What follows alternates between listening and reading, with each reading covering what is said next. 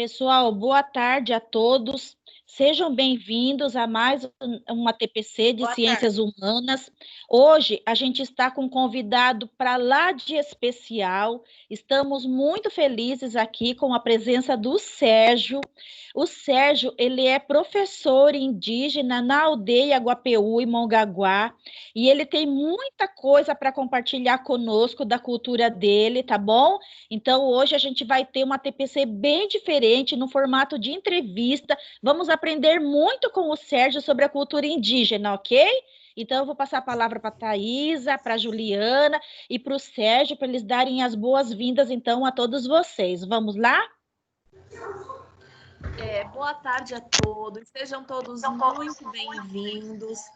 O meu agradecimento especial ao Sérgio por estar participando aqui conosco. Muito obrigada, Sérgio, porque, como a Cleo disse, você tem muitos saberes para compartilhar conosco e eu tenho certeza que vai ser um excelente momento de formação, ok? Uma boa tarde, passo a palavra, Ju.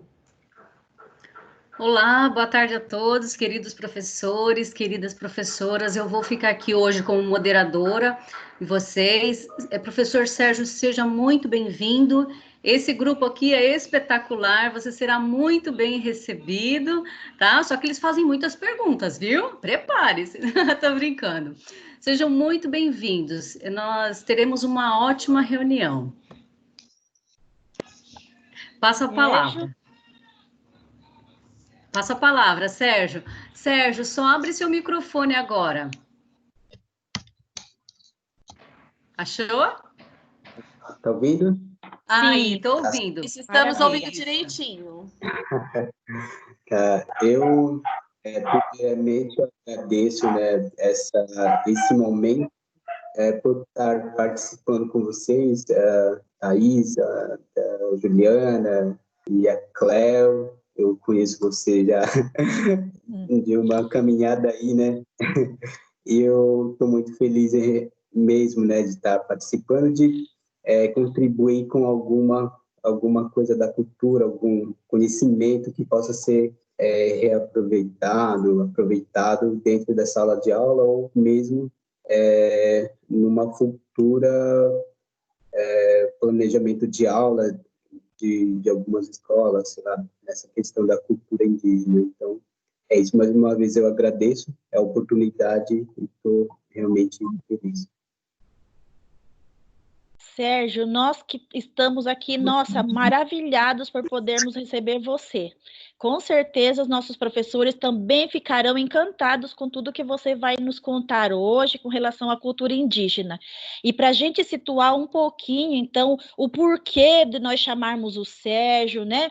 E com relação ao nosso currículo, né? Então, vamos contextualizar um pouquinho, então, o porquê de nós estarmos hoje recebendo o Sérgio no nosso TPC, tá ok? Então, eu vou mostrar para vocês aqui um pouquinho, compartilhar minha área de trabalho com vocês, só para a gente conseguir aqui mostrar um pouquinho para vocês, então, né, da importância desse nosso TPC de hoje, ok? Então, olha, hoje, 21 de julho, nossa TPC de Ciências Humanas, então, como sempre vocês sabem, essa semana a lista de presença será fornecida pelo aplicativo, a gente imprime antes de acabar a reunião, tá ok? E não esqueçam de deixar os microfones de vocês desligados para não dar interferência e a gente conseguir ouvir o nosso convidado, tá bom? E hoje, então, nós temos como pauta do dia a entrevista com o professor Sérgio Martins, que ele é professor indígena, como eu já falei, na aldeia Guapeú, e que também é universitário da Unisantos. E ele vai contar isso tudo para a gente daqui a pouco, tá bom? Bom, o objetivo, então, é compreender a importância dos povos indígenas na formação da sociedade brasileira, para a gente poder exercitar a empatia, o diálogo, a resolução de conflitos e a cooperação, fazendo-se respeitar e promovendo o respeito ao outro e aos direitos humanos, com o acolhimento e valorização da diversidade de indivíduos e de grupos grupos sociais, seus saberes, identidades, culturas e potencialidades, sem nenhum tipo de preconceito, tá? Preconceito de nenhuma natureza. Esse é o nosso principal objetivo aqui com essa conversa que nós teremos com o Sérgio, tá ok? Segundo o currículo paulista, a apropriação dos conhecimentos do componente tem como finalidade essencial a construção de atitudes e valores de respeito às diferenças existentes na sociedade brasileira. A população paulista, como vocês sabem, é uma das mais diversas do país e descende principalmente de africanos, indígenas, italianos, portugueses e de imigrantes de outras regiões do país. Então, nós temos que respeitar muito esses povos que colaboraram para a formação da nossa sociedade, né? Porque a gente faz parte de todo esse processo, ok? E dentro das competências gerais da BNCC, a gente, então, coloca aqui para vocês a número 1, que é valorizar e utilizar os conhecimentos historicamente construídos sobre o mundo físico, social, cultural e digital, para entender e explicar a realidade, continuar aprendendo e colaborar para a construção de uma sociedade justa, democrática e inclusiva. Cléo, Pedir só um para as pouquinho, pessoas Cléo. desligarem o microfone, por favor. Só um pouquinho, Cléo. Tá.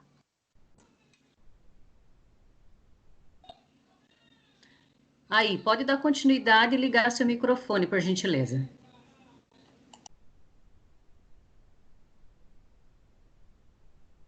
Continuando, então, também temos a competência 3, que diz assim: valorizar e fruir as diversas manifestações artísticas e culturais, das locais às mundiais, e também participar de práticas diversificadas da produção artístico-cultural. A gente vai conversar também sobre isso hoje.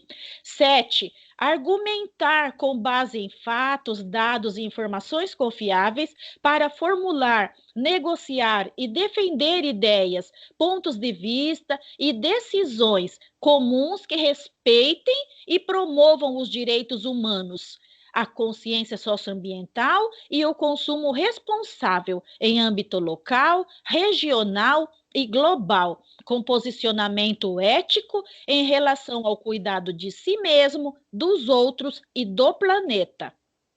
E a 9, que é o que eu falei no começo, de exercitar a empatia, o diálogo, a resolução de conflitos e a cooperação, fazendo-se respeitar e promovendo o respeito ao outro e aos direitos humanos, com acolhimento e valorização da diversidade de indivíduos e de grupos sociais, seus saberes, identidades, culturas e potencialidades, sem preconceito de qualquer natureza.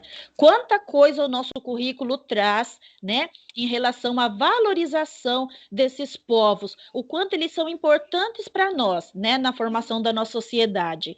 E o 10, agir pessoal e coletivamente com autonomia, responsabilidade, flexibilidade, resiliência e determinação, tomando decisões com base em princípios éticos, democráticos, inclusivos, sustentáveis e solidários, tá? Então, todas essas competências gerais da BNCC amparam essa nossa conversa aqui hoje. E também existem as competências específicas das ciências humanas, né? Aqui eu elenquei 4 para vocês: a 1, a 4 e a 6.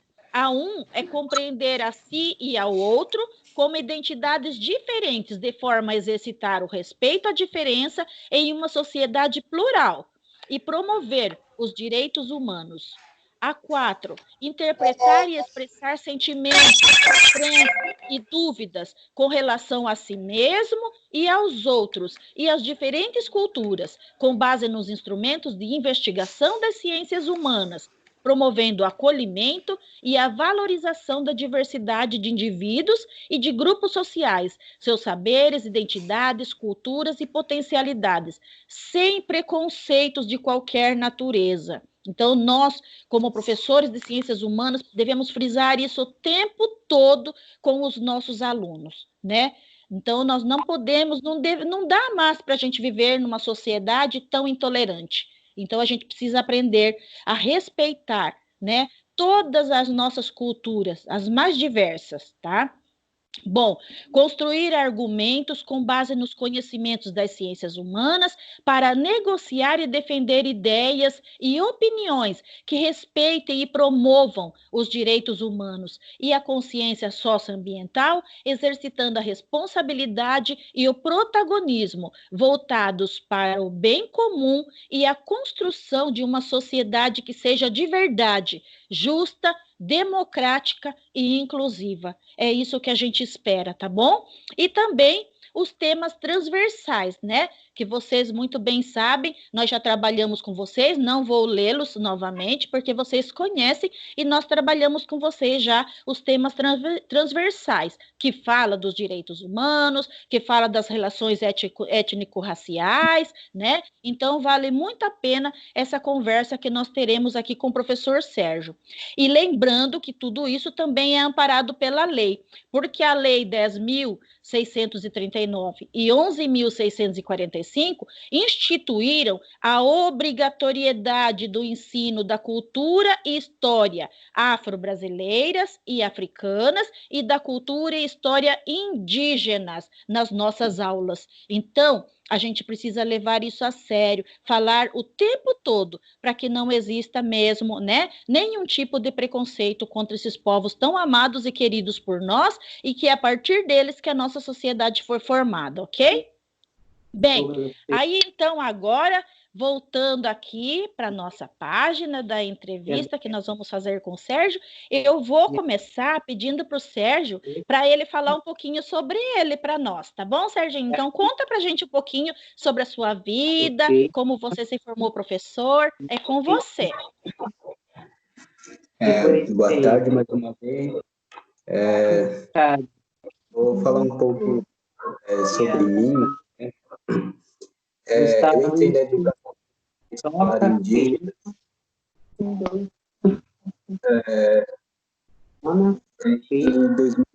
2003, numa formação especial para os povos indígenas, que foi promovido pelo governo do estado, pelo programa de formação. Então, eu me formei em 2008. Tem um pouquinho de ruído, gente, senão nós não vamos conseguir ouvir o Sérgio direito. Tem um barulhinho de fundo, então vou pedir a vocês aí silêncio para a gente poder ouvir o Sérgio direito. Sérgio, só um pouquinho, tá? Eu vou colocar no mudo, aí você liga novamente seu microfone. Só um pouquinho, tá? Tá.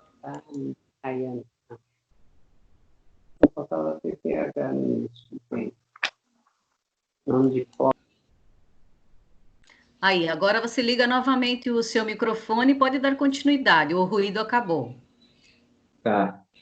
Então, eu estava falando da formação que teve em 2003 a 2008 pelo Estado.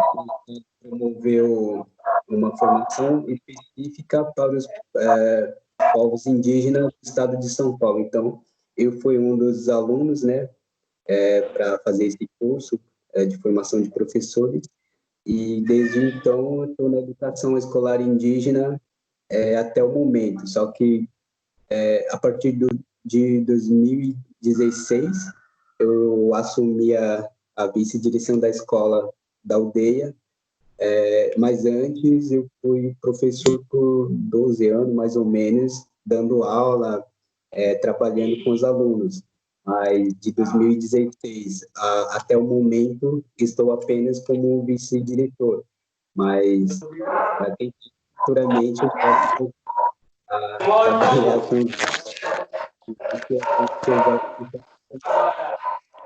O que acontece é o seguinte, se a gente formação, eu estou fazendo 2019. Pessoal, por favor, tem áudio aberto e está fazendo barulho, a gente não consegue ouvir direito. Por favor. Em 2019, eu ingressei na faculdade Unisantos, na área de filosofia, licenciatura em filosofia, e eu estou fazendo já 1 ano e meio, mas eu tive um pouco de dificuldade nesse momento de crise, né, de pandemia, porque eu tenho que acompanhar a aula pelo celular, pela internet, então isso dificultou um pouco, mas eu graças a Deus eu fui aprovado no semestre e eu estou esperando mais outro semestre agora e conseguir terminar. Esse é o meu objetivo, de ter uma licenciatura na área de filosofia também. Então, é uma área que eu gosto bastante, que eu acho Sérgio, que tem tudo a por que essa você discussão. escolheu filosofia? Filosofia, por que a filosofia foi sua escolha? Justamente trabalhar o conhecimento indígena e, ao mesmo tempo, fazer comparação e proximidade, né, dos conhecimentos da sociedade. Então, fazendo a filosofia, eu tenho oportunidade de debater esses conhecimentos e mostrar que nós temos o conhecimento também que está à mesma altura dos conhecimentos da sociedade em geral. Então, nós, povos indígenas, também temos conhecimento importantíssimos, né? Então, é por isso que eu entrei na área de filosofia, para justamente trabalhar essa parte. É o que a gente Muito está legal. fazendo, né? É o que a Muito gente bom, já... Sérgio. Maravilha. Agora eu vou pedir para a Thaisa fazer a próxima pergunta, Thaisa. Vamos lá. Sérgio, eu queria que você contasse um pouquinho para a gente como que é a vida, né, em uma aldeia indígena. Como que acontece o dia a dia de vocês? Eu queria que você contasse, assim, de forma bem sucinta, assim, para a gente, um pouquinho de como é isso, né? Como é a vida em uma aldeia indígena. Mas antes de mandar para ele, já a gente coloca. Sérgio? Vou pedir para a professora que está com o áudio aberto fechar, fazendo um favor. Eu vou ativar o mudo novamente, tá bom? Desculpa aí, pessoal, só um pouquinho. Aí, consegui. Aí, Sérgio, passa a palavra. Você pode responder a Thaisa, por gentileza. Ouviu direitinho, Sérgio? Deu para ouvir direitinho? Deu para pegar. Então, houve muita mudança a partir do contato que a gente tivemos em 1500, né? Houve uma mudança, ou melhor, está tendo mudança do convívio, do dia a dia ainda. O contato trouxe a mudança dentro da cultura indígena no dia a dia, por exemplo, né? Por exemplo, a gente não tem mais uma vida, o dia a dia que a gente tinha antes do contato. Por exemplo, atualmente a gente é obrigado a conviver com a sociedade próxima, por exemplo, próximo das cidades. Então, isso trouxe uma interferência na cultura indígena, por exemplo, na área de alimentação, por exemplo. Chegou algumas coisas de alimentação dentro da aldeia que não fazia parte, por exemplo, açúcar ou algum sal, essas coisas que nunca tivemos contato com eles, então a gente está tendo. E a gente mantém ainda a alimentação tradicional, que é composto por mandioca, milho, isso a gente mantém ainda desde aquele tempo até o momento, mas a gente teve que inserir algumas itens alimentares que não fazia parte antes do contato. Então, isso tem trazido um pouco de dificuldade para nós, porque esses itens que não fazia parte da cultura indígena tá trazendo algumas doenças que a gente não tinha antigamente, por exemplo, pressão alta, diabetes, câncer, tem acontecido alguns casos dentro das terras indígenas, justamente por a gente consumir algumas coisas que não fazia parte. Então, são essas coisas que faz parte do dia a dia, infelizmente, mas a gente mantém a cultura, a gente mantém forte, no caso, Guarani. A gente fala a nossa língua no dia a dia, a gente tem a casa de reza, a gente tem um modo de plantar as coisas, o milho, o feijão e tudo, a gente mantém ainda, né? Mas, infelizmente, com o contato com a sociedade muito próximo, tem aldeias que é bem próximo da cidade, que isso interfere de forma não tão positiva assim. Muito bom, Sérgio. Sérgio, agora já que você tocou no assunto, então já emendando, como que é a economia dentro da aldeia? O sustento, no caso de vocês, porque existem muitas pessoas comentam e falam que vocês recebem dinheiro do governo federal, né? Conta um pouquinho para a gente sobre isso, Sérgio. Então, a economia, né, que a gente tem são através das vendas de artesanato, por exemplo, bichinho de madeira, arco e flecha, essas coisas. E venda de palmito que a gente faz ainda, a gente mantém para conseguir alguns trocados, né? E muitas pessoas falam mesmo, né, que nós indígenas recebemos um salário mínimo por família, por filho. Alguns falam que vocês estão recebendo um salário mínimo por cada filho que vocês têm, mas isso em verdade não é assim, né? A gente não recebe nada de ajuda financeira do governo mensalmente, por exemplo, né? A gente recebe sim alguns. Por exemplo, a gente participa do Bolsa Família, que é programa para os mais necessitados e tal. E a gente entra nesses programas, mas receber do governo como forma, um salário, sei lá, um salário permanente para a gente só porque nós somos indígenas, isso é muita inverdade, né? Isso não é verdade.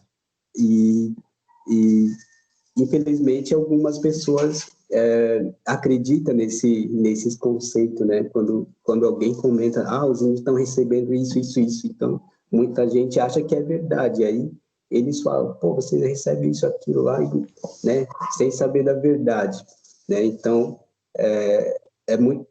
foi muito bom tocar nesse assunto, porque nós não recebemos nada de salário, por exemplo, como as filhas dos militares que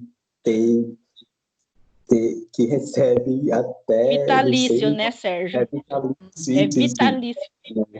Então, a gente não recebe nada de vitalício do governo. Nossa, muito bom, Sérgio, porque isso quebra, né, esse negócio, esse preconceito que existe, falando que, entendeu, que os indígenas recebem, que os indígenas colaboram, né,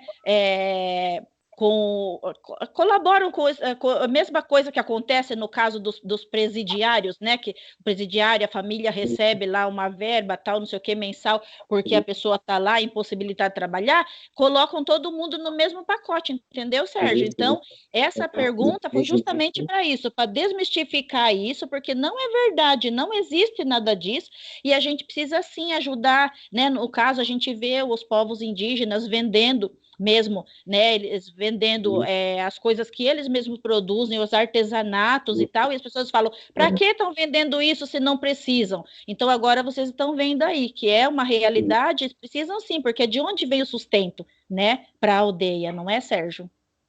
Sim, justamente isso.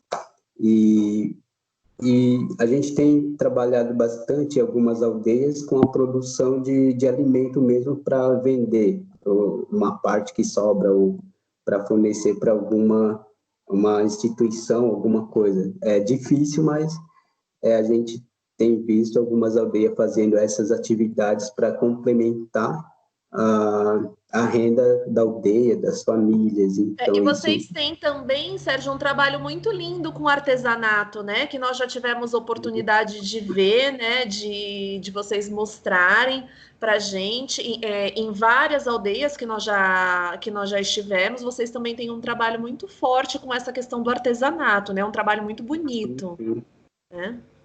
Sim, justamente.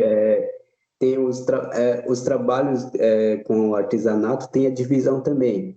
As mulheres trabalham na parte de colare, cocar, com miçanga e tudo mais. Bijuterias. Então, as mulheres produzem bastante dessas coisas, brincos e tudo mais. E os homens faz mais arco e flecha, machadinho, coleta de material na mata e tal. Então, tem essa divisão de trabalho também dentro das aldeias. Thaisa, pode já emendar a próxima. Agora eu queria que você contasse um pouquinho para a gente sobre a importância dos mais velhos em uma comunidade indígena, né? Que você falasse um pouquinho sobre isso para a gente. Sim. Então, os mais velhos têm um papel muito importante dentro da aldeia indígena, né? Porque eles trazem conhecimento da vida que eles já viveram, no passado e tal. Então, eles têm todo o conhecimento que eles também receberam dos antepassados, dos avós que já foram. Então, tem um processo nisso, né?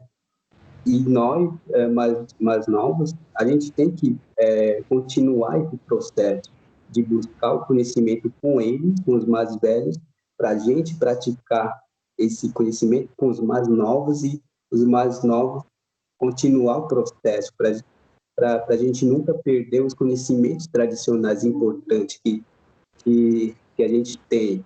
Por exemplo, os mais velhos conhecem bastante sobre o plantio tradicional.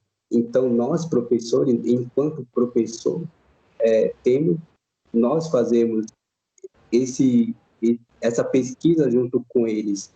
E eu sei que alguns professores indígenas, eles são muito pesquisadores, né?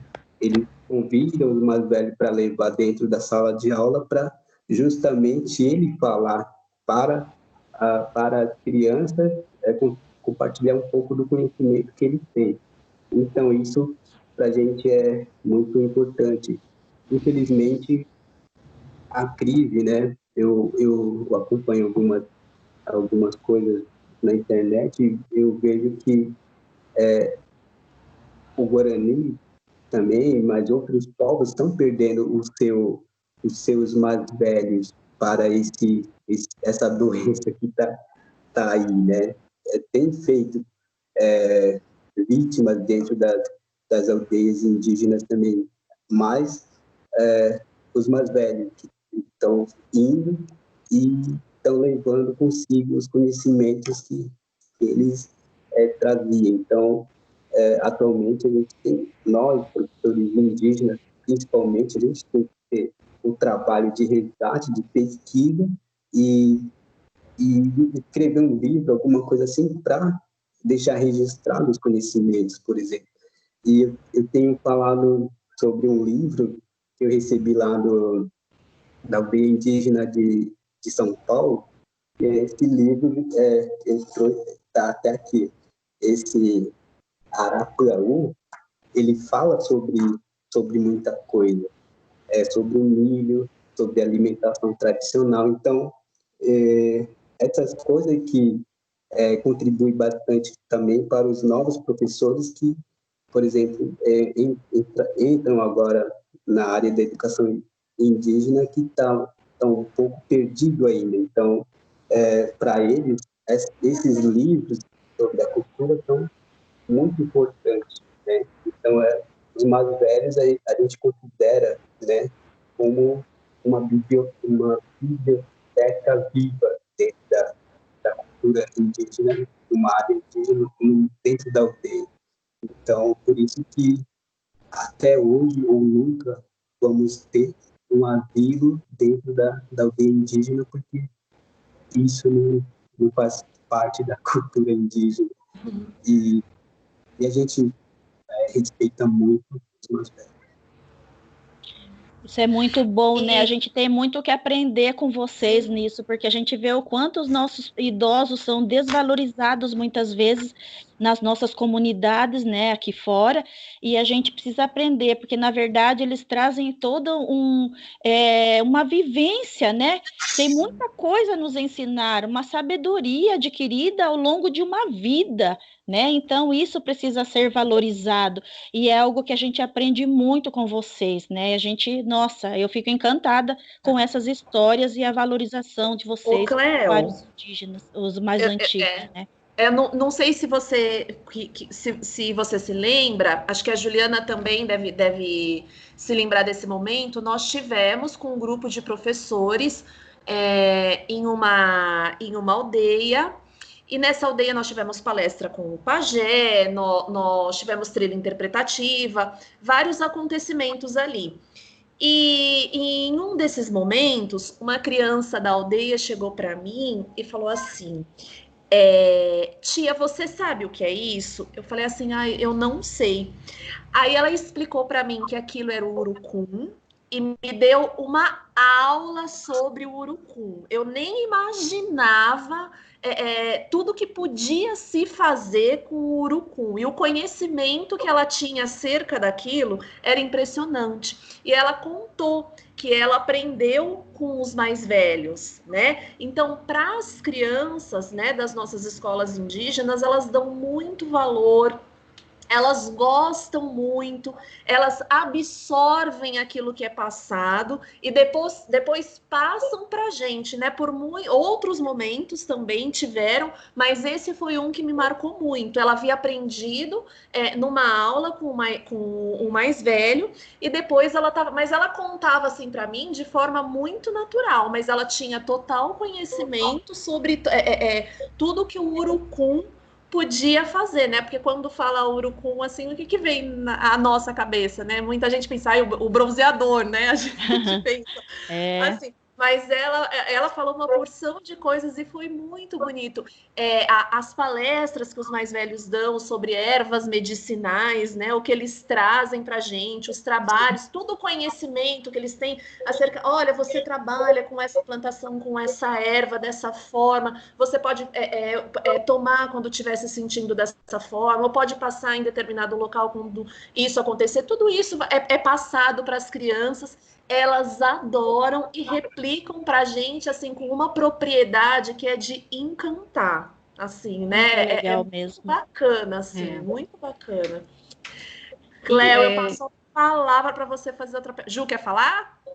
Cléo, antes de você dar continuidade, é assim, muitos professores levantaram a mãozinha, muitos professores perguntaram no chat algumas situações, só para não deixá-los assim, tá ignorando? Não, só um pouquinho que nós vamos passar a palavra,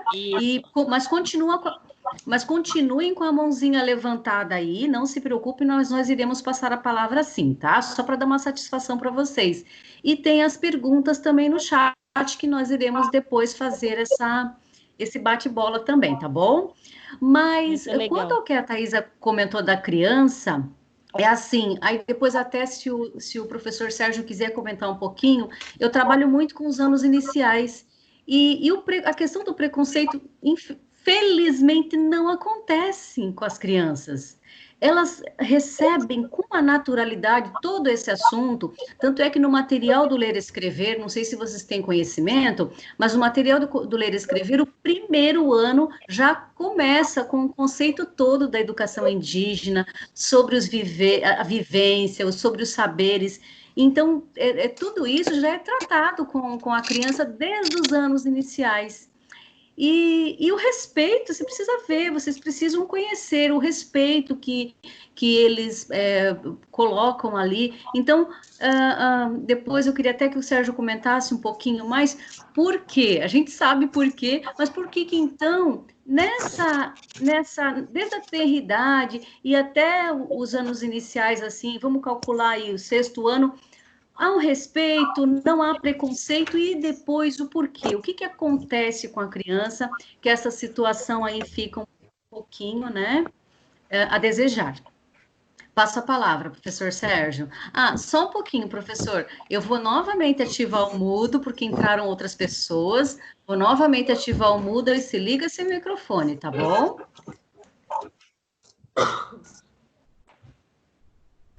Olha, ficou ótimo, viu?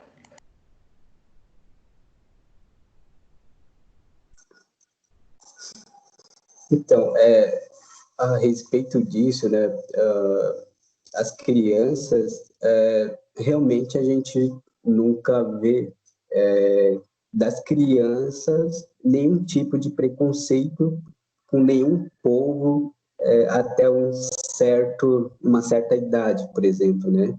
E depois, infelizmente, com o passar né, quando vai ganhando mais idade, tem esse preconceito, né? Mas por quê? É que, eu não sei, eu posso estar muito ingênuo nessa parte, né? Mas talvez porque faz parte do convívio dele, de como ele vive no meio, né? Infelizmente, eu acho que a família influencia muito as crianças, né? Então, isso a gente vê também dentro da cultura indígena, dentro dos povos indígenas. Eu creio que não seja diferente com a sociedade de vocês, no caso, né?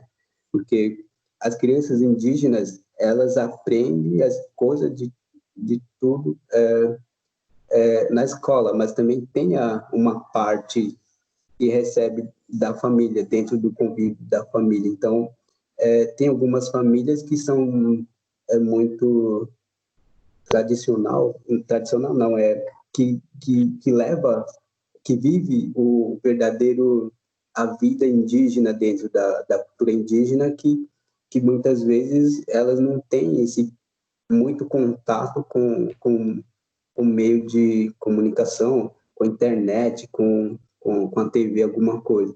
E tem algumas famílias dentro das aldeias que leva muito coisa de fora, por exemplo, a internet, algumas famílias têm, a TV também, então isso influencia muito a criança indígena também.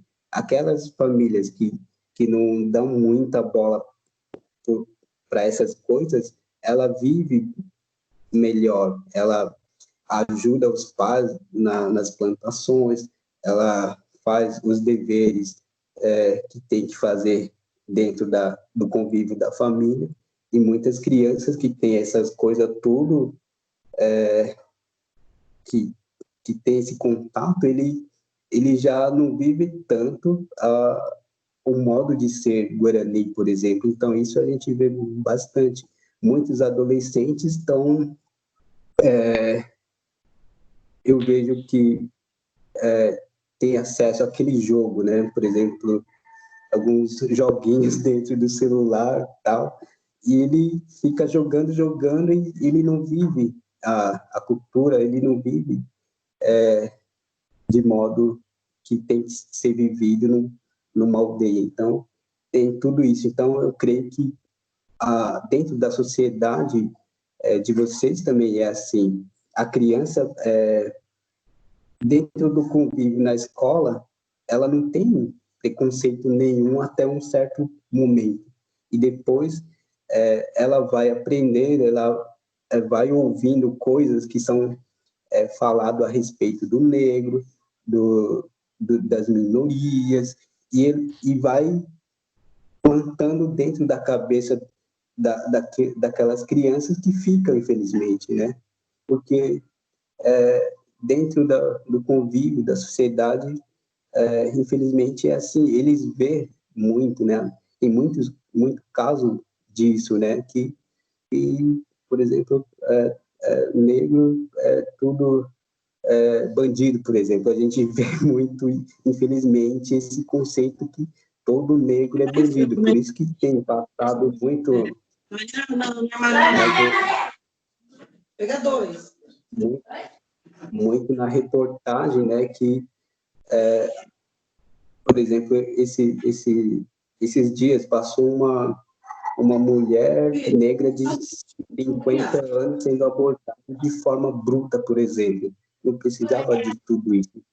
É mais ou menos isso que acontece dentro da sociedade, não só da sociedade branca, mas em toda a sociedade tem uma realidade, infelizmente. É isso mesmo, Sérgio. Muito bem colocado. É verdade. Eles vão aprendendo. É aquele negócio, né? Como o Vygotsky coloca da zona do desenvolvimento proximal, tem para coisa boa e pode ter para coisa ruim também, não é verdade? Às vezes aprende com o meio, né? E às vezes o meio, em vez de orientar para o lado bom da coisa, faz ao contrário, orienta para o lado ruim, acaba aprendendo o que não é bom, né? Então a gente vê o quanto nossas criancinhas são tão desprovidas de preconceito e ao longo da vida se tornam muitas vezes pessoas tão preconceituosas, né? O que é muito triste. É uma herança que carrega, uma herança, aí eu vejo que é uma herança cultural muito ruim, né? E no mundo em geral, a gente vê essas situações em todos os lugares do mundo, né? O quanto isso é ruim, e a gente tem que trabalhar muito isso, quebrar esses tipos de preconceito, né? Não cabe, nunca coube, e principalmente hoje, no mundo atual, menos ainda, não é verdade? Então, a gente precisa, assim, exterminar com esses tipos de preconceitos que existem, né? Somos todos iguais, né? E não permitir que isso chegue às nossas crianças, né? Porque até essa questão do preconceito é coisa que se aprende, né? Então, não permitir que isso chegue às nossas crianças. Nós temos aqui na nossa região escolas indígenas de duas etnias, a Tupi e a Guarani. E é muito comum nós irmos até essas escolas e as crianças menores só se comunicarem no Guarani, por exemplo, né? É muito comum. E é muito bacana a forma como elas nos recebem, né? O carinho com que elas nos recebem e nos querem ensinar. Eu já tive a oportunidade de estar com a Juliana, com a Cléo também. Nós estivemos numa sala de aula. Foi um episódio muito engraçado, porque eu acho difícil eu acho uma língua difícil, né? Principalmente na pronúncia, né? E nós estivemos numa sala de aula, numa escola indígena, e as crianças se propuseram a nos ensinar, né? Nós vamos ensinar. Aí eles começaram assim com o mais simples, né? As palavrinhas mais comuns, assim. Mas nós tivemos tanta dificuldade que eles racharam de rir, né, Ju? Eles não... Lembro até hoje. Aquele I de vocês lá não sai de jeito nenhum, viu, Sérgio? Aquele I não tem como. Lembro até hoje, era tão simples a palavra que era estrela. Me imagine o que era muito simples e não saiu estrela. Não saiu, né? Agora, para matar a curiosidade, Sérgio tem que falar assim, estrela. E as crianças se empenharam em nos ensinar e fizeram a repetição conosco, mas foi difícil. Aí eu sei que passou um tempinho, nós tínhamos lá umas 5, 6 palavrinhas, a gente assim, eu acho que é melhor ficar só com uma ou duas e deixar as próximas para depois, porque... Então, vamos ver, Thaisa, se você aprendeu, então. Como que é estrela? Vai. Olha, estrela é jetitatá, não é isso? Eu não sei se eu acertei a pronúncia, Sérgio, me corrige, por favor, mas eu acho que é isso. Jetitatá, não é isso? Quase? Qual que é a forma correta, Sérgio? Jeti é batata. Jeti batata? Não é estrela, não, Sérgio? Como que é? Jeti? Jeti é batata. Mas jetitatá não era estrela, Ju? Não, mas olha o complemento, ouça o complemento, Thaisa. Repita, professor Sérgio. Jacitata. Jetsi.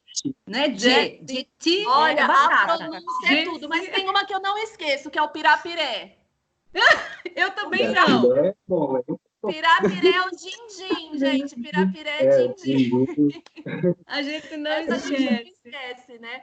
Então, assim, nós somos a diretoria de ensino com o maior número de escolas indígenas. Hoje nós temos 17, né? Entre escolas e vinculadas. E nós acompanhamos essa pasta, eu, a Juliana, a Cléo. Então, nós vamos sempre às aldeias, né? Então, nós tivemos a oportunidade, o prazer de estar um pouquinho mais perto, né? De ter um contato um pouquinho mais de perto, conhecer toda essa riqueza que eles têm para nos passar um pouquinho mais de perto. Então, nós poderemos ficar aqui, assim, à tarde contando N coisas, N assim, histórias, né, sobre as para aldeias. vocês, assim, daquilo que nós tivemos oportunidade de vivenciar, mas uma coisa vocês podem ter certeza, assim, quando eu tive a oportunidade de participar desse trabalho, foi que eu percebi que tão perto e tão longe, né?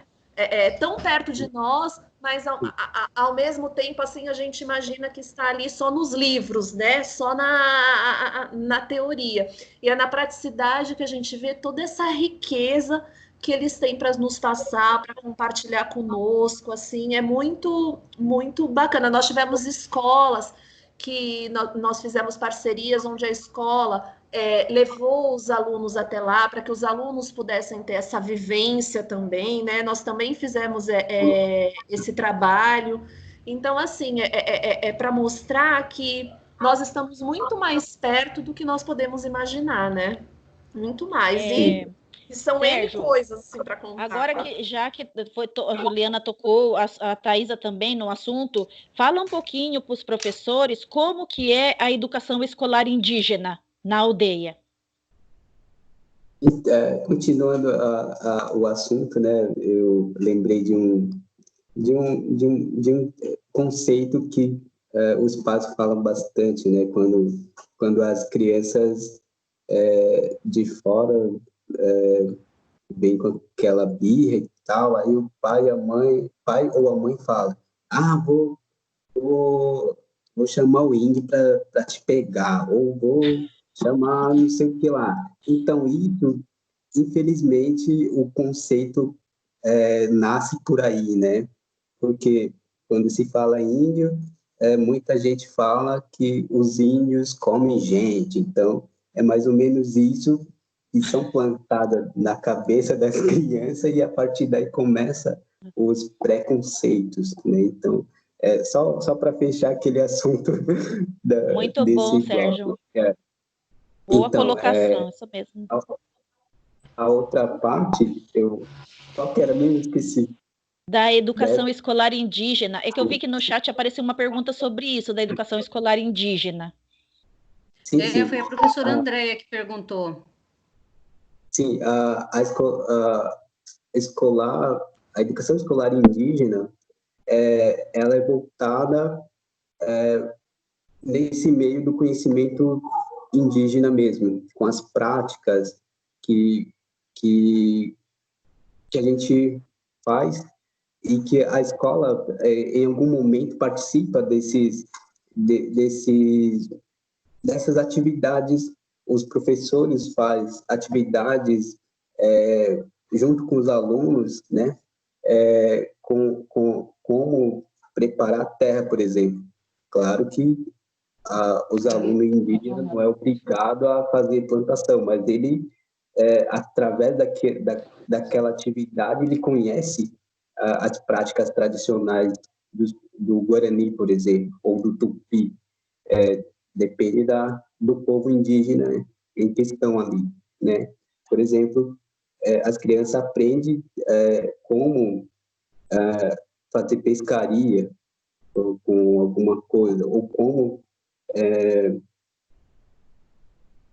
fazer armadilha, por exemplo, né? Ele participa de tudo isso. Então, a escola surgiu mais ou menos 25 anos dentro das aldeias indígenas e, infelizmente ou felizmente, ela tirou um pouco da de uma parte, né, do que seria o mais velho. O mais velho é que antigamente fazia essa parte de passar os ensinamentos para os mais novos, ou para as crianças, mas com a vinda da escola, ela tomou uma parte dessa de transmissão de saberes. Então, a escola a gente usa para transmitir o nosso saber, mas não só o nosso, mas também nós passamos o conhecimento da sociedade em geral, por exemplo, porque a criança indígena também tem que ter acesso à informação dessas outras sociedades, de outras áreas. Então, isso é importante para a gente manter a nossa cultura, o nosso conhecimento e não impedindo a criança de ter outros conhecimentos que possam ser importantes futuramente para elas, né? Por exemplo, nesse meio a gente pode trabalhar para que aquele aluno tenha acesso à faculdade mais para frente. Ele tem que ter um conhecimento geral sobre tudo, né? Então, a partir daí, ele vai ter um pouco mais de facilidade se a gente trabalhar assim. Mas se a gente só focar na cultura indígena, vai ser muito difícil. Ele vai ter muita dificuldade quando ele ingressar numa faculdade, por exemplo. Então, a gente tem essa cultura indígena dentro da escola e também a cultura da sociedade em geral envolvente. E as crianças aprendem na língua de vocês ou é na nossa também? Como que é feito esse processo? De que maneira que vocês ensinam? Quando surgiu a escola, a educação escolar indígena, a gente teve que pensar tudo isso através de uma situação que a gente estava passando antes das escolas entrar dentro da aldeia. Por exemplo, a gente sofria muito preconceito fora na escola. Então, para que as crianças não passem a mesma situação, a gente trouxe a escola dentro das aldeias para quebrar um pouco de dificuldade em relação ao preconceito. Então, o aluno indígena, até o momento, aqui na aldeia Guapeu, a escola atende somente o fundamental. E quem passar para o médio, infelizmente, vai para a cidade continuar os estudos. Então, mais ou menos isso. E o professor, ele tem que ser da aldeia ou que seja falante da cultura ou que ele tenha os conhecimentos sobre a cultura indígena para facilitar o entendimento da criança. Por isso que a gente não é que não aceita os professores de fora, porque, primeiro, a criança não fala português. Se um professor branco vier aqui e ensinar, vai ter a mesma situação de um aluno indígena ir para a cidade, não sendo falante, e em vez de aprender alguma coisa, ele possa ser bloqueado em alguma coisa, por exemplo. Então, é mais ou menos isso. Por isso que nós, enquanto indígena, a gente não quer privilégio. Ter a escola indígena dentro da aldeia não é um privilégio, é uma forma de facilitar para os alunos indígenas o entendimento de transmitir de conhecimentos de forma mais facilitada, ou aliviar um pouco esse peso de ter que ir lá fora totalmente caindo de paraquedas, né? Muitas adolescentes não falam muito em português e o entendimento também não ia fluir muito. Então, é mais a escola tem esse papel dentro da aldeia. Muito bom, Sérgio. Eu vou pedir para... Cleo, que... Ai, desculpa, te cortei. Não, Eu vou falar para Juliana. Assim. Pode falar. Eu ia só para resumir um pouquinho, eu acho que me corrige, Sérgio, se eu errar alguma coisa. Thaisa, só um pouquinho que eu vou ativar o mudo de novo, tá bom? Só um pouquinho, Tá. não dá para eu ouvir direito.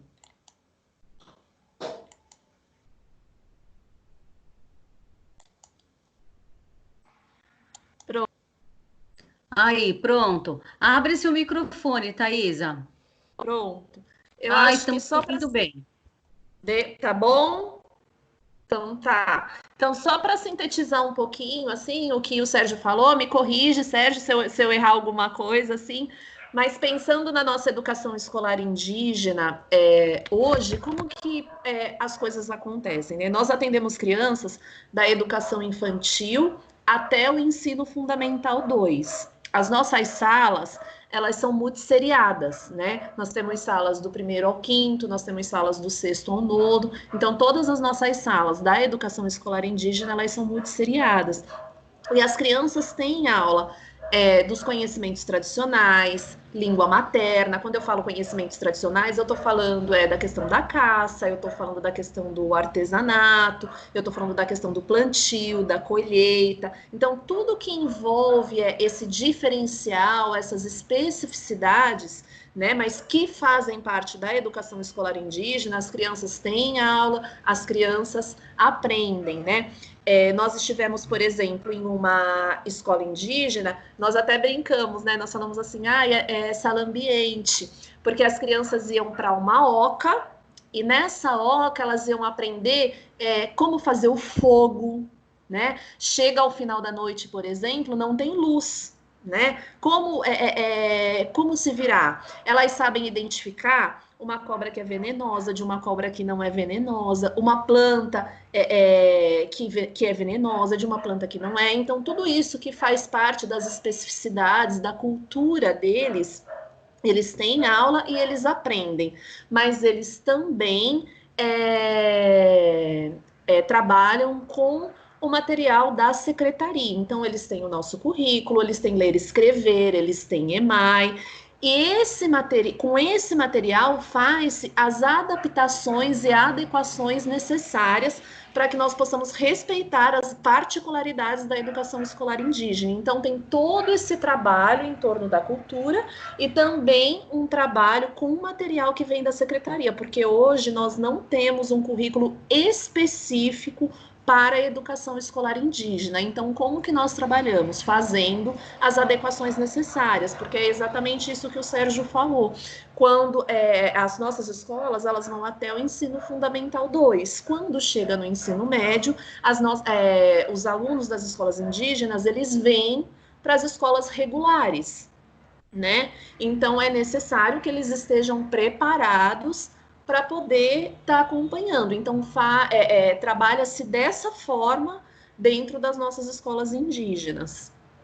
E os nossos professores, nós temos professores graduados, nós temos professores que têm, o Sérgio está fazendo filosofia, nós temos professor de matemática, que fez matemática, nós temos professores que fez língua portuguesa, mas quando um professor ele pega uma determinada sala, ele pega a classe, ele não pega a aula, né? Ele pega aquela classe e ele trabalha ali dentro das áreas de conhecimento com aqueles alunos, fazendo as adequações que ele acredita ser necessário. E nós temos trabalhos muito bons, né, Juliana? Com projetos. Sim.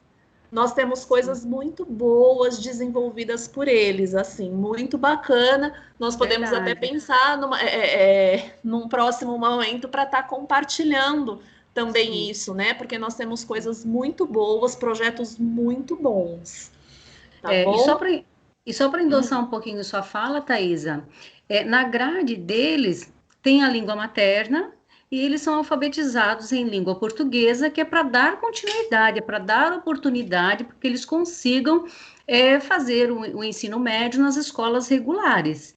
Então, caso ocorra deles não serem alfabetizados nesse período todo, prejudicará, porque a vida acadêmica deles fica parada ali, né? Então, o que acontece? Isso é muito importante, né? Os professores terem esse conhecimento para que saibam que tem na grade sim, continuam trabalhando com a língua materna, mas eles são alfabetizados na segunda língua, que é a língua portuguesa, tá? Juliana, agora eu eu vou pedir um favor gostaria, para Cleo, você, Ju. Eu quero que você escolha algumas pessoas do chat para eles fazerem as perguntas deles. sim, então, sabe o que é? Eu gostaria de passar a palavra para a professora Dilgerci, é isso? Tá meio claro, não consigo ler direito, mas eu gostaria de passar a palavra a ela, que ela já faz um tempão que está com a mão Mão levantada. levantada, ótimo. Professora, a senhora faz a gentileza de ligar o microfone e pode fazer a sua pergunta, a sua colaboração, a sua colocação. Seja bem-vinda. Obrigada. Então, boa tarde, professor Sérgio. É uma honra ter o senhor aqui, né? Contando a sua vida, por que não, né?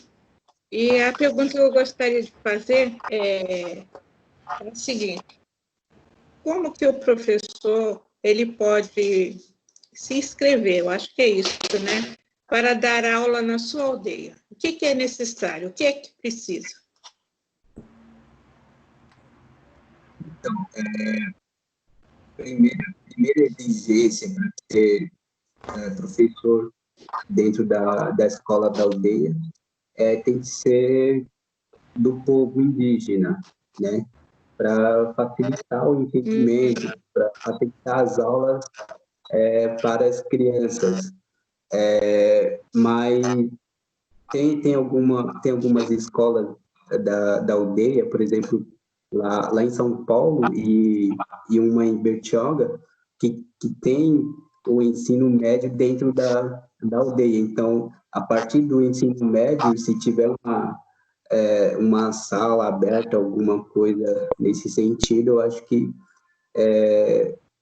como o ensino médio exige formação por área, então, a partir daí, pode ser feito esse cadastro normal, acho, que atenda a formação, tenha formação nas áreas e pegar uma aula dentro da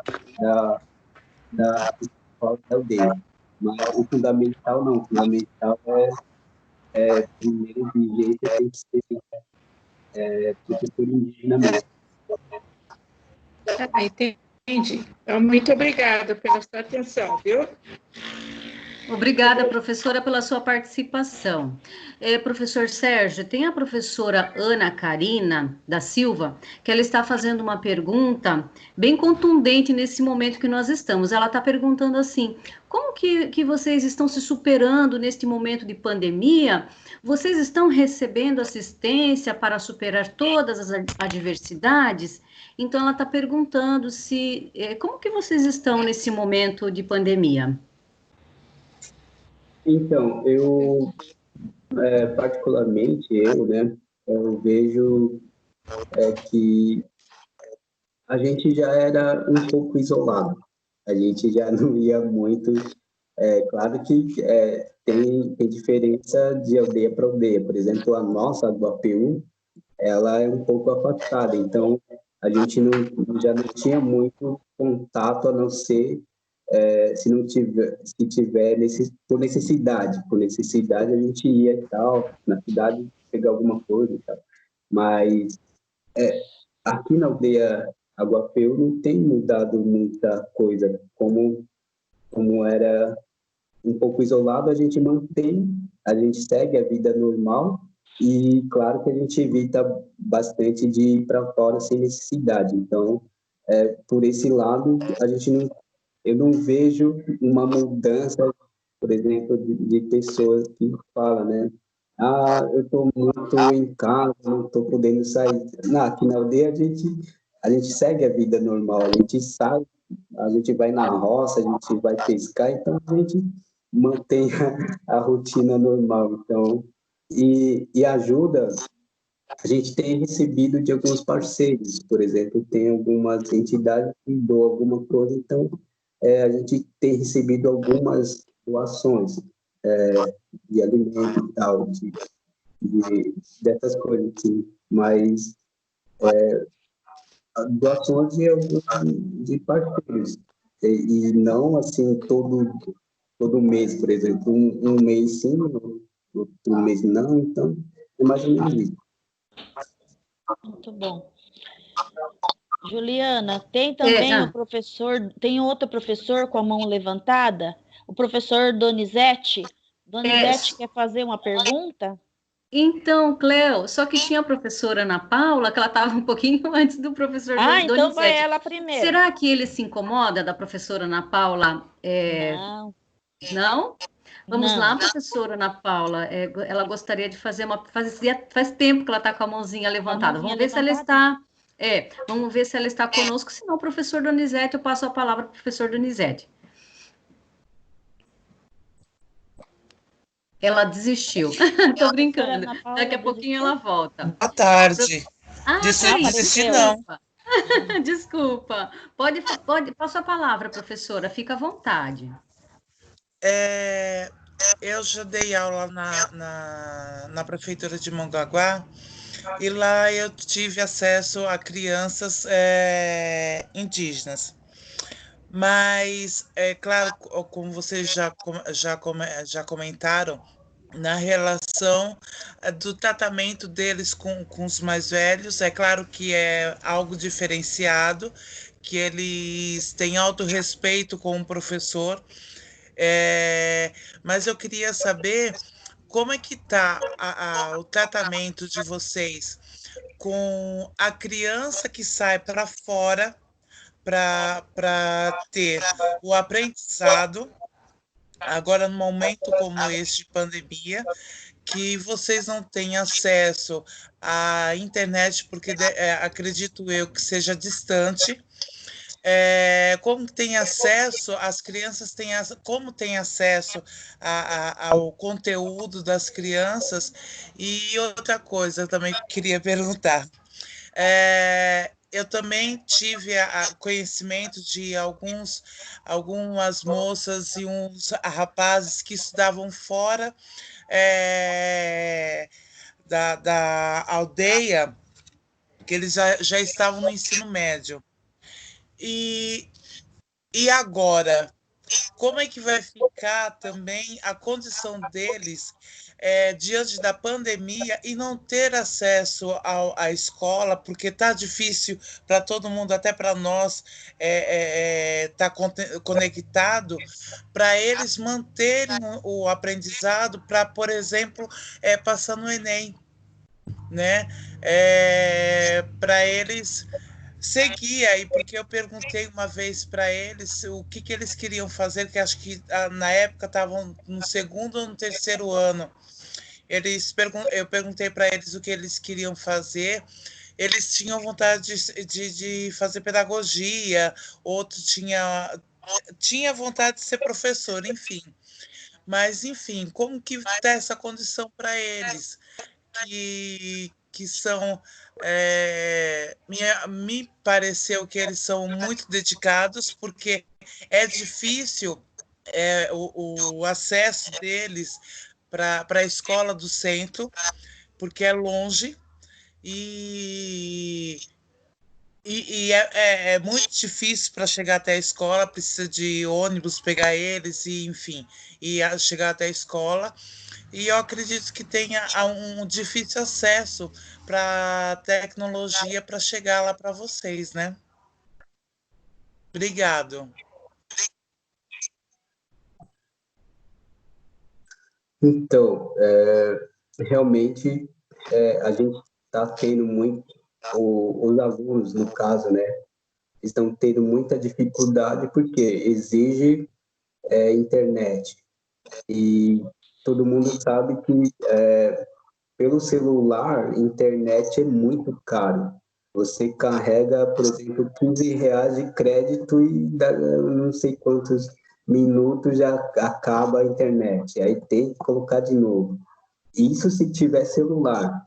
Muitos alunos, muitas famílias não têm celular disponível para acompanhar o filho acompanhar as aulas, né? Então, por isso,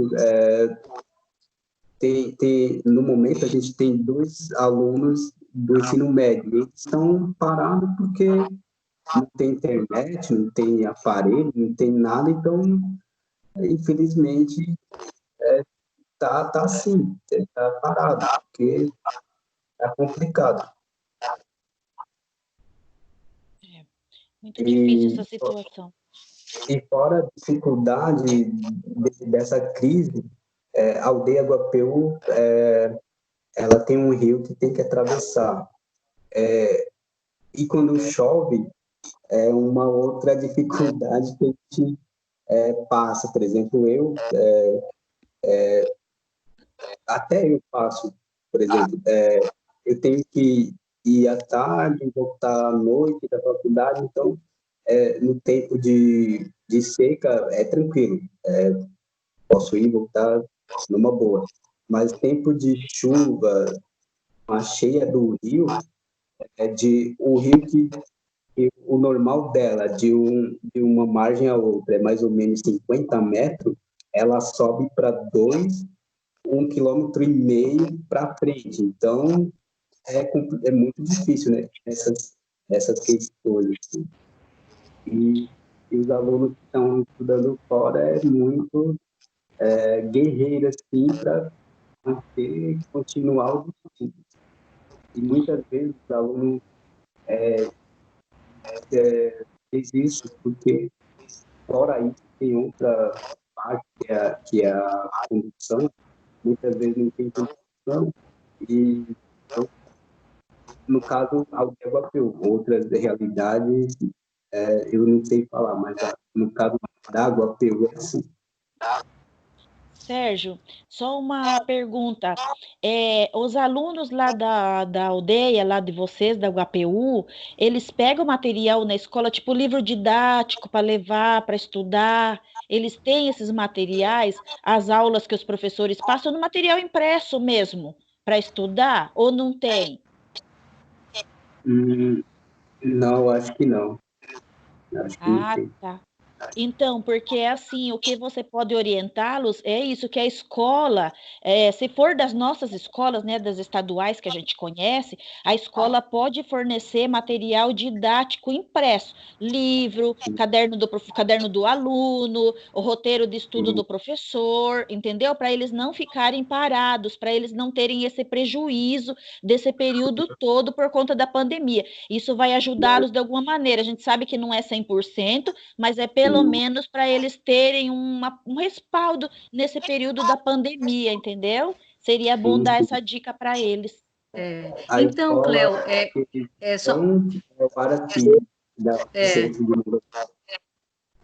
Então, Cleo, só para explicar, né, para os professores, para passar, o professor Sérgio, claro, ele está explicando a realidade dele. Mas qual é o trabalho da diretoria de ensino? A diretoria de ensino encaminha os materiais impressos, todo material, aqueles materiais que os nossos alunos receberam, eles também receberam. Só que nós, da diretoria, não podemos chegar até a aldeia.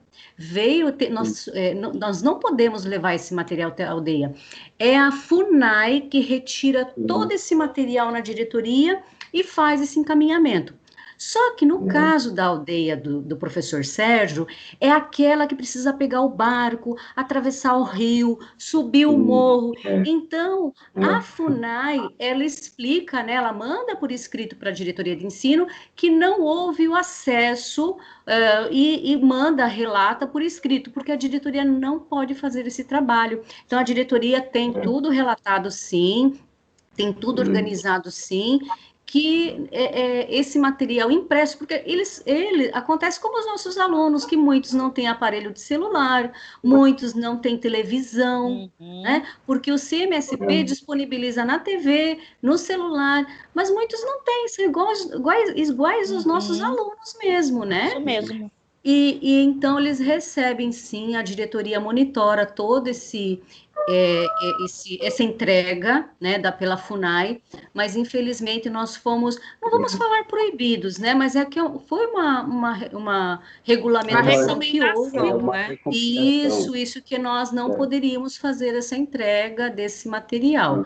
Então, claro, né, que o professor Sérgio ele está colocando uma realidade aqui, né, no caso do espaço dele, né, professor? Sim. Isso. E qual que é o próximo, Juliana? Então, o próximo, Cléo, Donizete. é o professor Donizete, ele quer fazer uma pergunta. Eu passo a palavra, então, para o professor Donizete.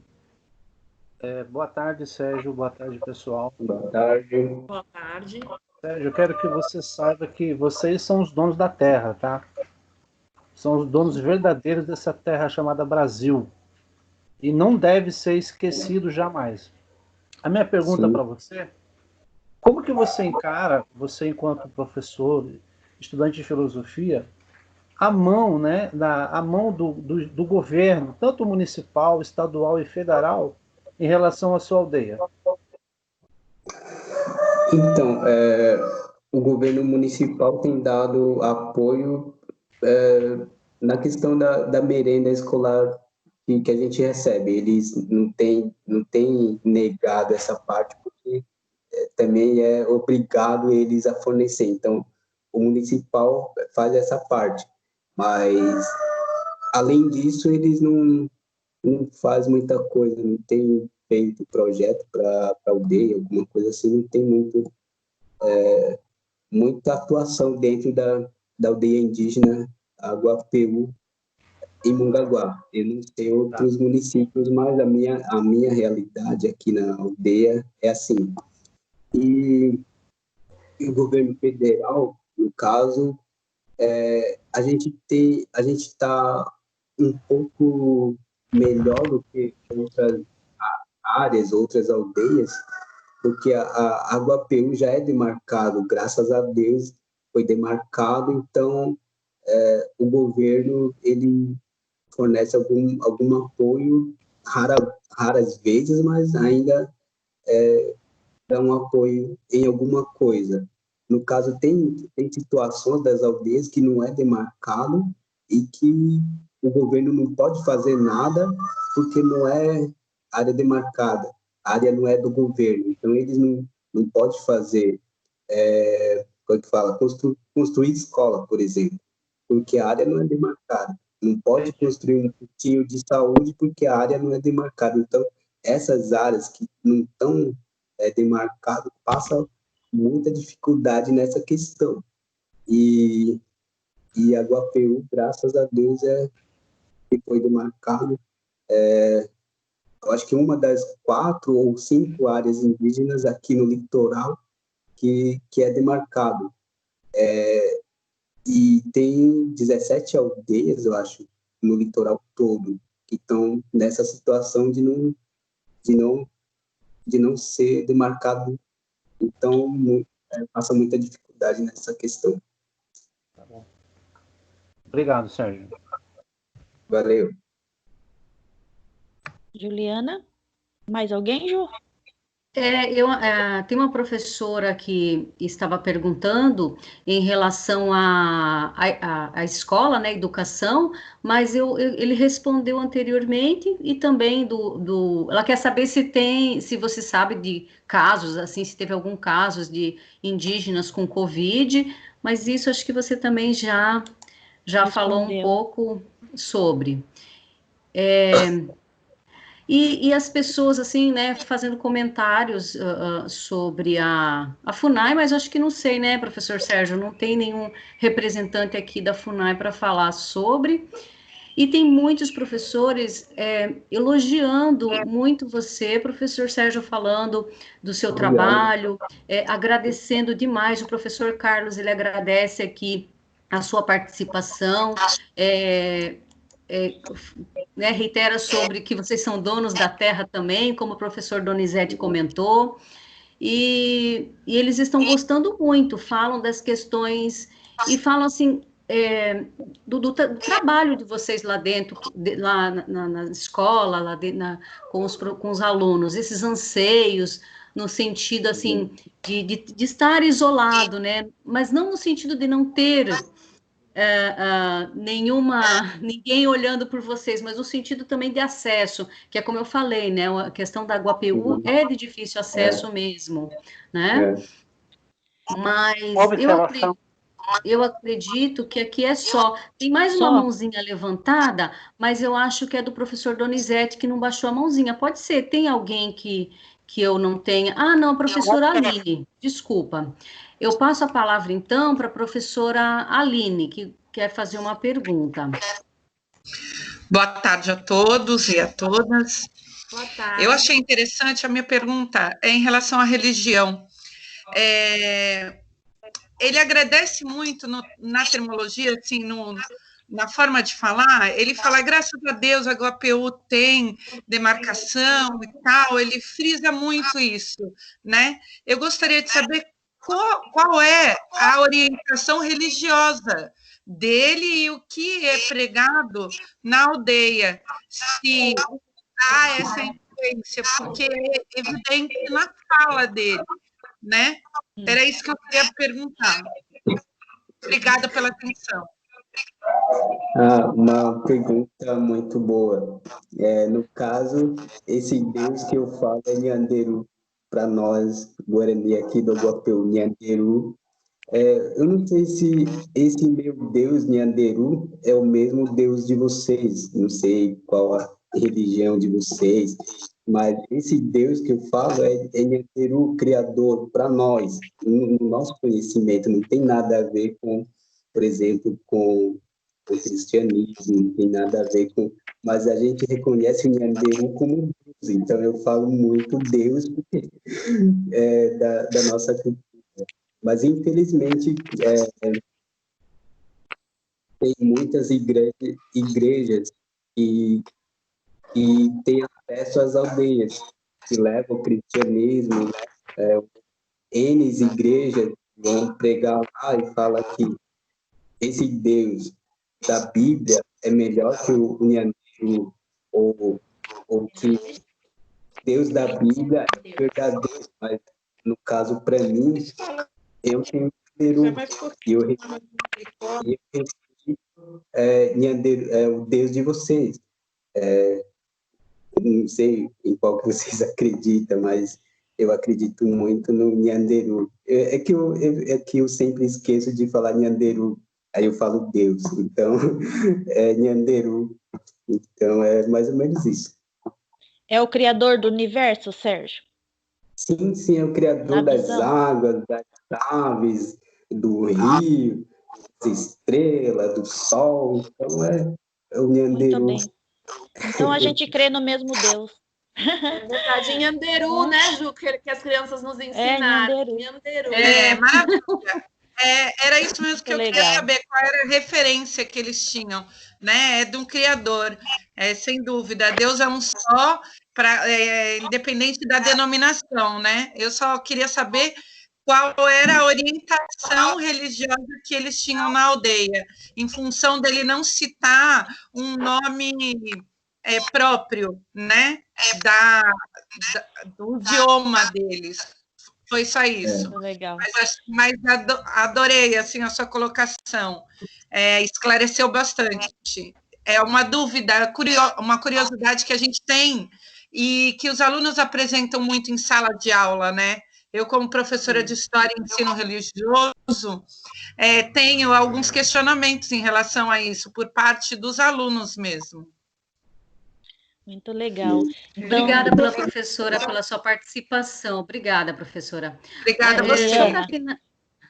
Oi. Pode falar, Ju. Só para finalizar o chat aqui... Nós já estamos...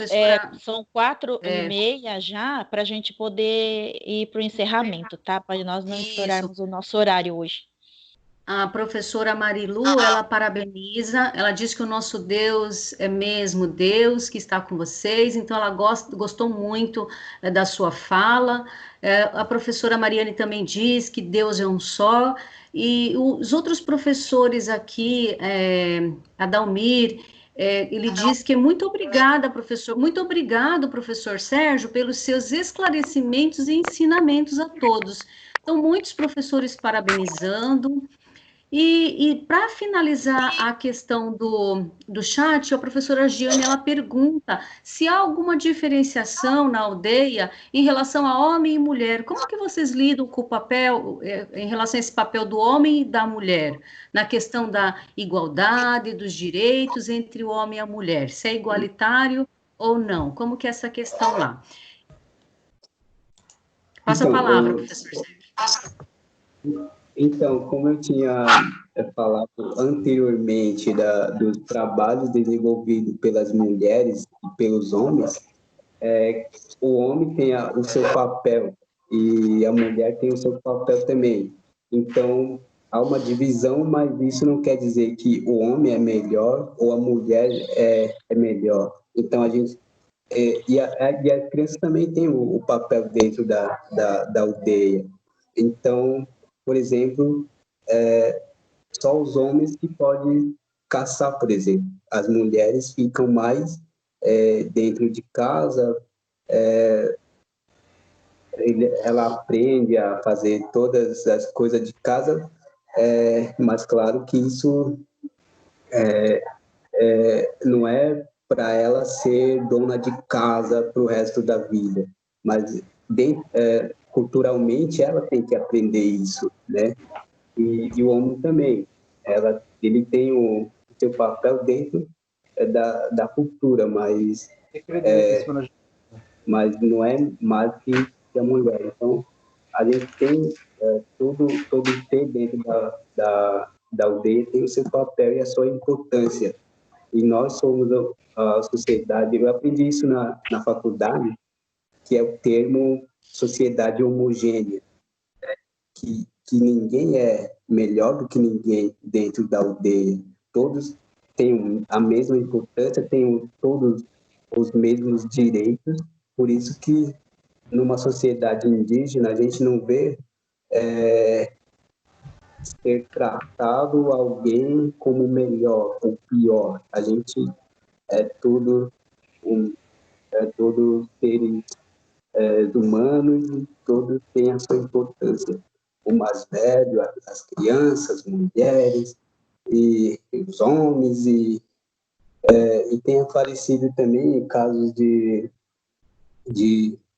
LGBT, essas coisas aí, tem aparecido alguns casos, e isso também a gente respeita do jeito que tem que ser respeitado, mais ou menos isso. Muito legal. Juliana, quanta coisa a gente aprendeu hoje, não? Hein, Thaisa? Nossa, muita coisa. Sérgio, Muita coisa. que maravilha. A gente ficaria aqui a tarde toda ouvindo você, o tempo Nossa, todo. eu ainda tenho uma Sérgio. lista gigante de perguntas. Gigante para fazer. Olha, tem uma professora falando que quer novamente, já quer bis, e quer uma outra professora das crianças. Olha, ela está falando, sugerindo uma professora dos pequenos, das crianças. Boa sugestão, vamos pensar. Muito legal, Sérgio. Agora, Sérgio, para a gente encerrar, eu gostaria que você, se você pudesse, para você estar falando para um grupo de professores de ciências humanas. Então, como você enxerga que nós podemos, no caso, levar tudo isso que a gente hoje aprendeu aqui com você, e não somente o que os livros didáticos ensinam, para as nossas salas de aula, de que maneira você acha que nós devemos abordar isso com os nossos alunos, para que a gente consiga, de fato, fazer com que tudo isso chegue até os nossos alunos, mas nesse sentido do respeito, né, do não preconceito, né, lindo por esse viés, Sérgio, né, de se a estudar importância sobre a desse trabalho. Sim, eu acredito que esse trabalho não precisa somente ser feito com o livro. Eu acho que para facilitar o contato dos alunos, por exemplo, aí depende muito das aldeias também, manter contato com algumas escolas e levar algum dia os alunos para conhecer a aldeia, para ter um dia de vivência, um período de vivência ali na aldeia, para elas conhecer com os próprios olhos como é a aldeia indígena, o que é feito lá, como se vive lá. Então, um dos trabalhos, acho que fazendo assim, eu acho que as crianças não aprendem somente no livro, por exemplo. No livro, muitas coisas são escritas que, às vezes, não é totalmente certo. Não é certo, não faz muito relação ali com o povo em questão, por exemplo. Então, por exemplo, tem livro didático que fala sobre Xingu, que é uma realidade totalmente diferente dos povos que moram lá perto da Amazônia, sei lá, para lá. E a nossa vivência aqui no litoral sul de São Paulo é outra. Não tem nada a ver com o povo lá do Chavante, do Xingu. Então, organizar algumas visitas, né, dentro das aldeias, eu acho que seria uma forma de eles aprender com os próprios olhos deles, por exemplo. Eu acho que isso seria... E, Sérgio, isso é tão importante que você está falando, que nós tivemos algumas escolas que desenvolveram esse trabalho, né, como eu tinha comentado com vocês, e houve um episódio onde uma professora teve na diretoria para conversar conosco e ela foi com alguns alunos. E, na época, nós tínhamos o Biratã trabalhando conosco, né? E quando o aluno viu o Biratã, ele falou assim, olha, tem índio de verdade. Então vem aquela frase, tão perto e tão distante, né? Então esse trabalho tira essa questão da cultura indígena da teoria e mostra na praticidade, né? Mostra que existe, que é importante e que está ao nosso lado, né? Então, eu acho que esse recadinho do Sérgio, assim, é fundamental e muito importante, assim, que todos nós possamos levá-lo para frente. Tá bom? Passo a palavra, gente. Cléo, Ju. E é aberto, gente, não é proibido, né, Sérgio? Basta entrar em contato com as lideranças, eles autorizam a entrada. Nós já fizemos alguns encontros com os professores lá na aldeia em Peruíbe, fizemos lá na Tabaçu, não foi, Thaisa? Fizemos na Piaçaguera, né? A gente já fomos em vários lugares, então vale muito a pena. É importante vocês conhecerem, ter esse contato mesmo próximo com os nossos indígenas, para que a gente consiga, então, dirimir todos esses problemas que acontecem com relação aos nossos indígenas e valorizar, gente, nós estamos numa região tão importante. Olhem quantas escolas, quantas aldeias indígenas a gente tem. Então, São Vicente, a primeira cidade do Brasil. Então, a gente vê o quanto está arraigada essa história aqui, né, no meio de nós. E a gente precisa fazer com que isso seja valorizado, né? Não esquecer disso, né? Seja valorizado de verdade. Então, vamos pensar bastante com relação a isso. A gente sabe que agora nós estamos num momento de pandemia, mas a gente sempre vai ter outras épocas, né? Então, pensem nisso com carinho, para que a gente consiga ter essa proximidade mesmo, porque eles estão próximos de nós, muito próximos, e a gente pode sim conhecê-los, viver um dia lá com eles e saber o quanto isso vai ser importante para os nossos alunos aprenderem na prática como é de verdade a vida dele, né? Quebrando todos esses problemas que a gente já citou aqui, tá ok? Então... E vocês vão ver o quanto a culinária deles é deliciosa, né? Nós socializamos, ao final de uma reunião, nós fizemos uma socialização de um almoço. Então, nós levamos alguns alimentos que são nossos e eles compartilharam algum que eles têm o hábito de cozinhar lá, compartilharam conosco também. E pela primeira vez eu tive a oportunidade de comer a mandioca da fogueira, assim, que ela tirou da fogueira, abriu e colocou mel.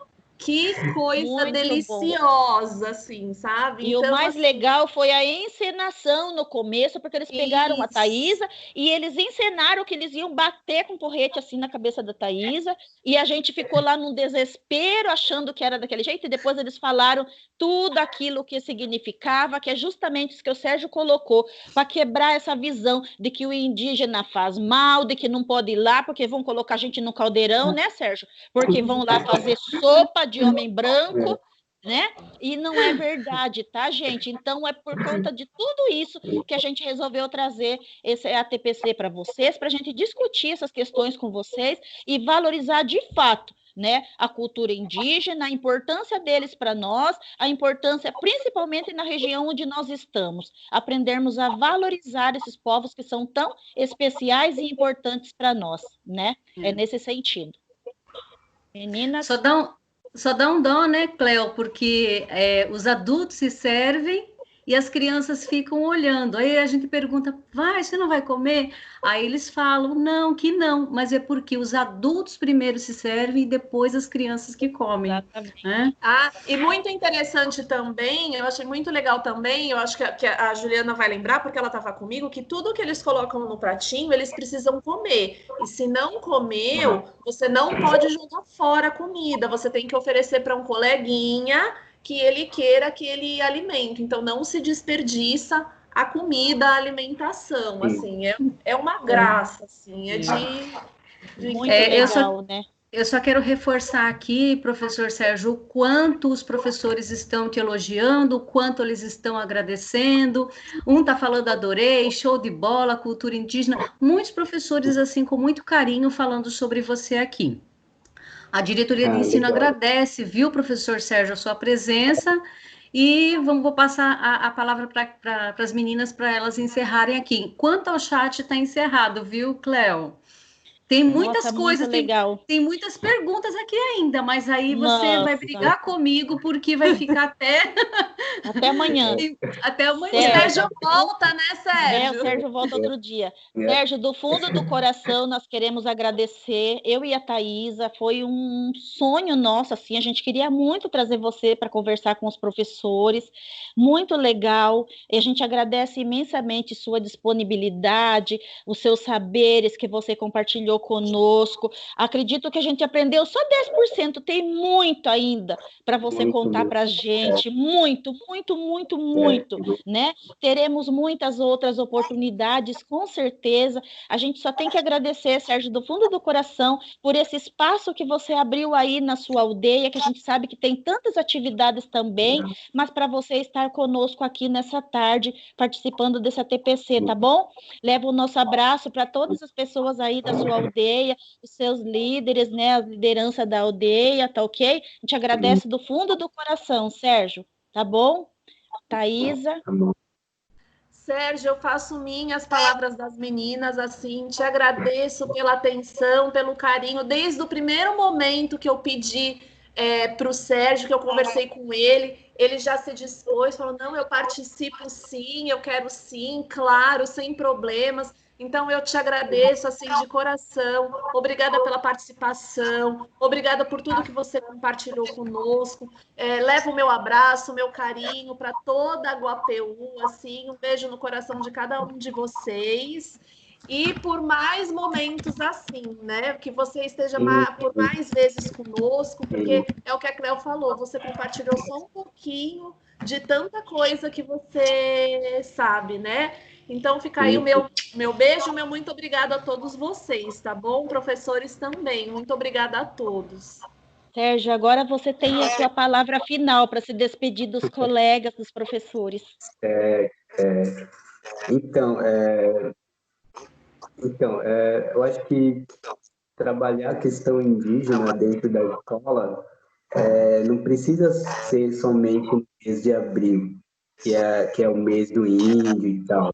Eu acho que qualquer momento pode ser trabalhada a questão indígena dentro das escolas. Então, é isso, e agradecer vocês, meninas, né, da diretoria de ensino, que estão sempre ajudando, dando apoio para os professores indígenas também, e todos os professores estão acompanhando, eu agradeço bastante também de estar acompanhando mesmo, de saber um pouco mais sobre a questão indígena. Então, é um abraço a todos e mais momentos assim, né, de conhecimento, de compartilhamento e tal. Então, é isso.